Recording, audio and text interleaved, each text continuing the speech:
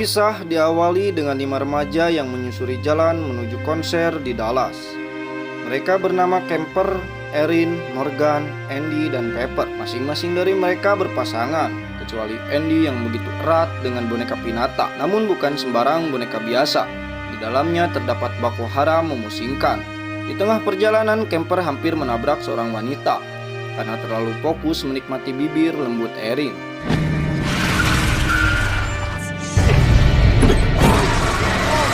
Namun anehnya, wanita itu seperti acuh tak acuh dan tidak peduli meskipun dia tertabrak. Rasa bersalah hampir menabraknya. Erin dan Pepper turun mendekati wanita yang nampak ketakutan ini. Rasa takut itu bukan karena hampir tertabrak, melainkan ada sesuatu yang menyerang mentalnya.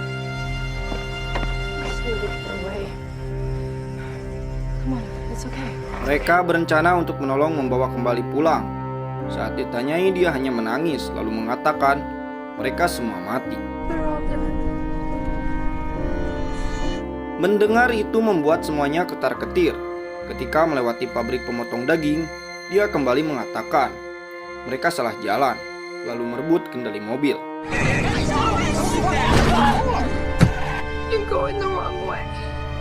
Isak tangis semakin kencang saat dia berbicara tentang seseorang yang sangat jahat dan dia tidak mau kembali.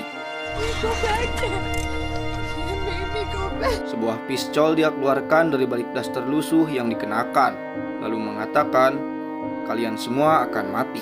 Sebelum akhirnya dia bunuh diri.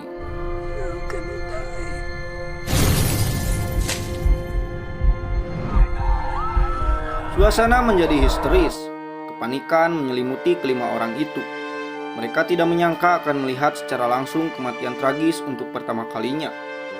Di situasi seperti ini, memanggil polisi adalah keputusan yang salah, karena di dalam mobil van itu terdapat Pinata berisi bako memusingkan, dan tanpa pikir panjang, Kemper langsung membuang barang itu demi keamanan mereka semua. Lalu mereka melanjutkan perjalanan dengan seorang wanita berkepala amburisat di dalam mobil.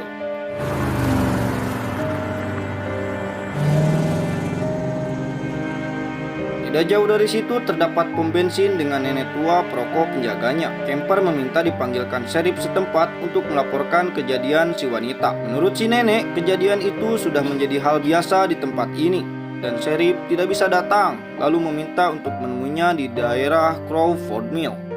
He's headed over to the old Crawford Mill. Wouldn't mind driving over there to make your report.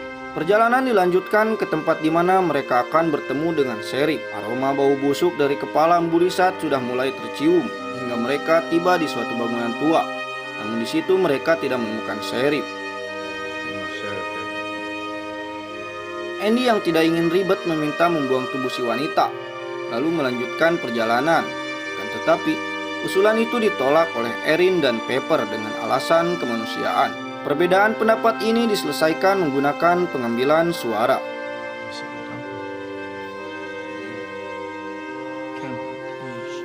Di tengah ketegangan itu terlintas bayangan orang berlari dari dalam bangunan. Dengan berani Erin mengikuti ke arah bayangan itu pergi. Lalu dia dikagetkan dengan si jari tikus yang ada di lemari.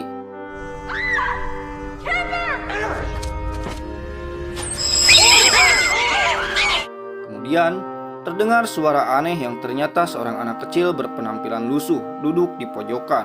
Dia bertanya apa yang telah mereka lakukan pada wanita yang ada di dalam mobil itu.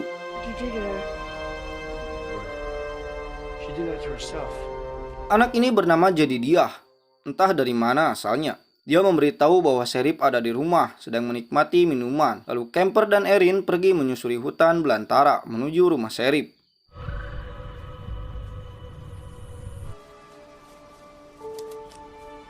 Terlihat rumah tua sangat besar yang ternyata itu bukan rumah sheriff, melainkan seorang kakek tua memakai kursi roda. Erin diizinkan menggunakan telepon rumah untuk menelpon sheriff, sedangkan Kemper menunggu di luar. Dan sheriff meminta Erin untuk menunggunya 30 menit lagi. 30 minutes? Di tempat lain, sheriff datang memeriksa tubuh si wanita, sekaligus menginterogasi Andy, Morgan, dan Pepper. Sheriff mengambil pistol milik si wanita, lalu mewrapping seluruh tubuhnya. Kemudian dipindahkan ke dalam bagasi mobil, lalu pergi. Lantas siapa yang tadi ditelepon Erin? Sebuah kejanggalan mulai terlihat. Don't give me any crap, young lady. Goddamn. Saat akan pergi, kakek pemilik rumah terjatuh meminta tolong pada Erin untuk dinaikkan ke atas kursi roda. Sedangkan camper yang berada di luar merasa khawatir karena Erin tidak kunjung keluar. Dia memutuskan untuk mencari ke dalam. Di suatu ruangan, dia menjatuhkan kalung dan saat mengambilnya, tiba-tiba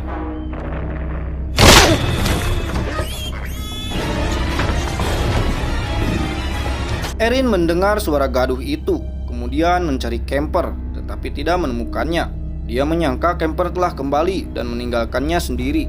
Namun saat tiba di situ, tidak ada camper, juga tubuh si wanita yang dibawa Sheriff.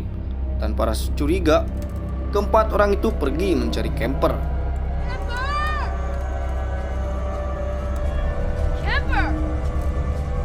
Tidak jauh dari situ, banyak gundukan mobil bekas. Bahkan ada satu mobil yang klaksonnya berbunyi. Padahal, tidak ada satu orang pun di situ. Tanpa sengaja, Morgan menemukan beberapa gigi manusia berbehel dan toples berisi air, serta foto keluarga bersama wanita yang menghabisi dirinya sendiri di dalam toples itu.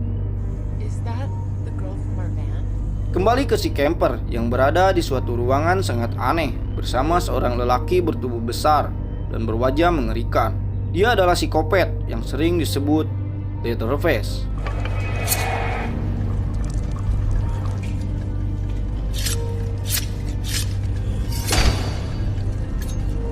Di luar, Erin dan Andy kembali ke rumah si kakek untuk mencari camper. Erin menyibukkan si kakek, sedangkan Andy menyusup ke dalam rumah. Dia masuk ke suatu ruangan yang penuh dengan gantungan daging. Tanpa disadari, dia diawasi si psikopat.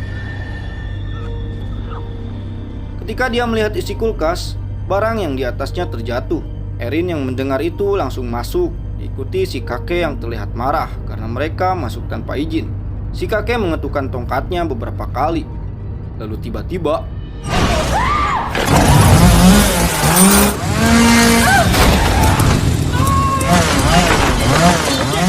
psikopat muncul menyerang mereka dengan gergaji mesin pembegal di tangannya.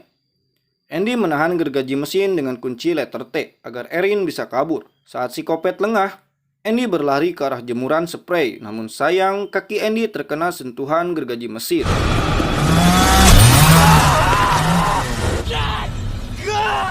Dia dibawa ke dalam ruangan khusus psikopat, digantungkan seperti jemuran dalam keadaan masih hidup. Tidak berhenti di situ.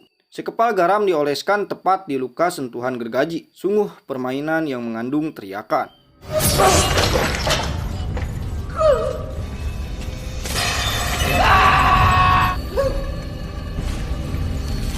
Di lain tempat, Erin terus berlari tanpa henti, masuk ke dalam mobil dengan keadaan panik dan menangis sambil berusaha menyalakan mobil. Melihat itu, Pepper dan Morgan bingung atas apa yang telah terjadi.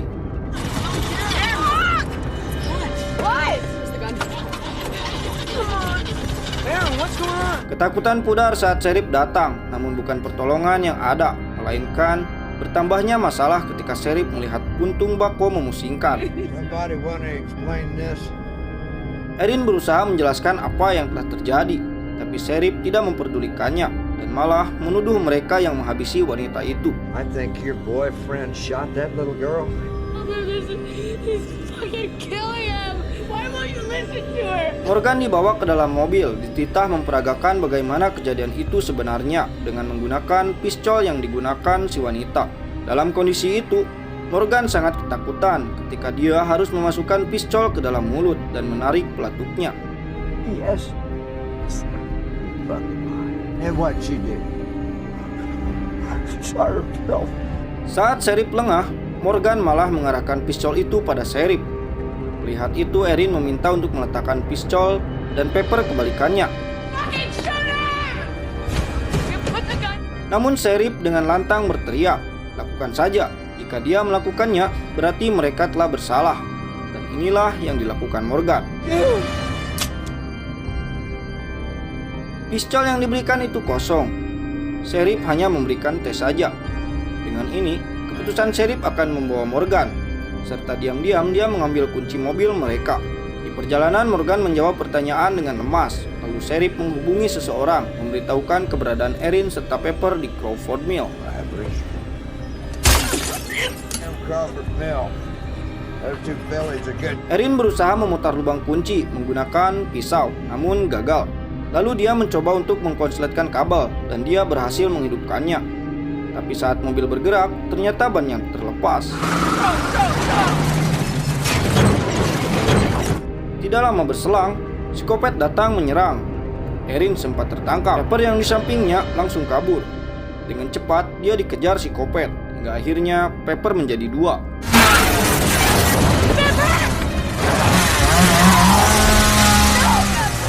Erin berlari tanpa henti memasuki hutan. Dia bersembunyi di sebuah rumah kecil yang diisi oleh satu keluarga terdiri dari nenek tua, wanita muda, serta balita. Tanpa rasa curiga sedikit pun, Erin bercerita tentang semua yang terjadi. Dia menanyakan telepon, tapi si wanita muda mengatakan tidak memiliki telepon. Erin malah ditawari secangkir teh. Baru sedikit terminum, dia langsung menumpahkannya. I don't want to drink any more tea. Wanita muda itu pergi menenangkan bayi yang menangis. Ketika Erin menyimpan gelas, dia melihat foto di mana foto itu sama persis dengan foto yang ditemukan Morgan. Terdengar suara dering telepon. Dia langsung mendekati si wanita itu yang telah berbohong padanya. Erin merasa sedikit oleng sampai akhirnya dia pingsan.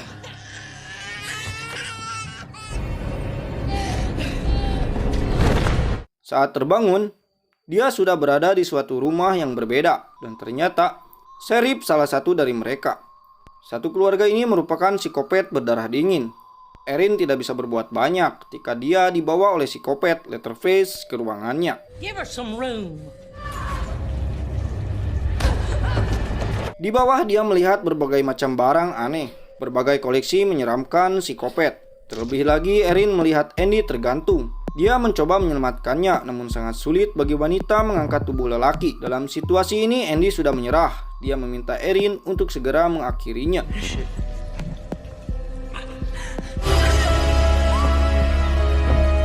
Psikopat terus mengawasi Erin dari atas. Tanpa disangka, Morgan masih hidup. Dia duduk dengan tangan terikat. Saat Erin menyentuhnya, sontak dia merontak kaget. Beruntung jadi dia datang, membawa dia keluar. Psikopat menyadari itu, dia langsung mengejar dengan gergaji mesin miliknya.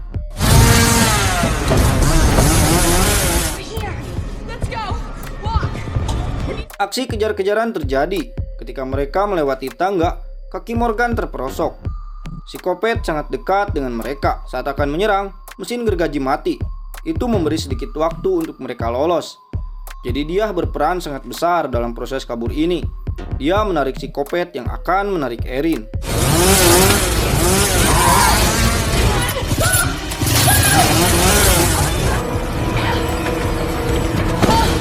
Dengan susah payah Erin membawa Morgan ke sebuah rumah tua, lalu menahan pintu menggunakan sopa. Mereka bersembunyi di balik kayu-kayu rapuh, berharap psikopat itu pergi jauh. Erin melihat dari balik lubang. Kehadiran psikopat nampak menghilang. Dia merasa sedikit aman. Tiba-tiba, psikopat membawa Erin ke tengah rumah, menjatuhkannya lalu menahan tubuh lemah itu dengan kaki. Morgan mengeluarkan semua sisa tenaga yang dimiliki, menyerang psikopat hingga membuat gergajinya jatuh, tepat di depan muka Erin.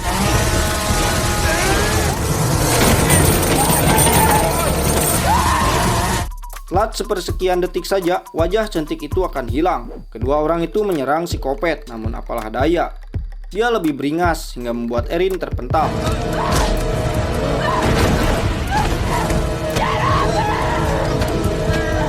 Sayangnya di sini Morgan berhasil dihabisi psikopat. Erin terus berlari tanpa berpikir apa yang ada di depannya. Semua dilibas. Cucuk riut, putri malu, ranting tajam, semak belukar. Tubuh rampingnya itu membuat dia dengan mudah melewati pagar kawat. Psikopat yang besar harus merasakan nikmatnya tersentuh gergaji mesin ketika dia melewati pagar kawat itu.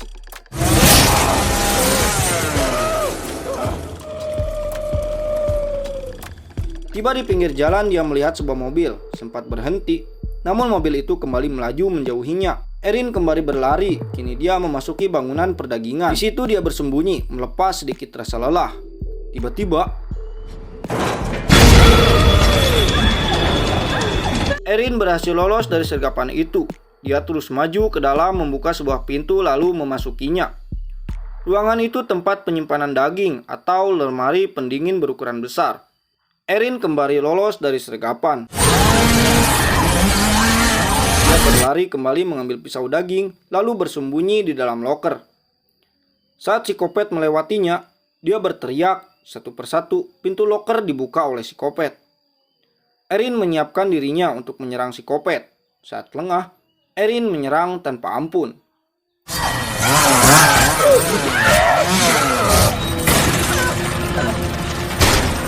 Dengan keberanian itu dia berhasil lolos, berlari menuju jalan, lalu memberhentikan mobil truk. Kali ini dia mendapat tumpangan sekaligus pertolongan. Di sini sifat Erin sama seperti wanita yang mereka temui pada awal cerita tadi. Nampak kosong dan menginginkan pulang. Saat akan memasuki pom bensin, dia bertingkah sama seperti si wanita yang merebut kendali mobil.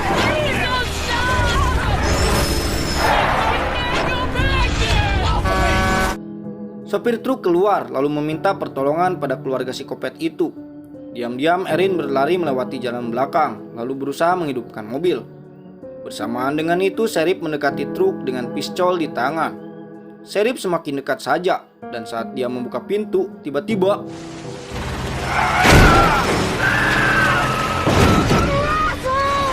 Erin menghabisi Sheriff dengan mobil yang dinaikinya. Ternyata dia membawa serta kabur anak yang diculik si keluarga psikopat. Ketika asik menikmati ketenangan menjauhi dari psikopat, sebuah kejutan datang.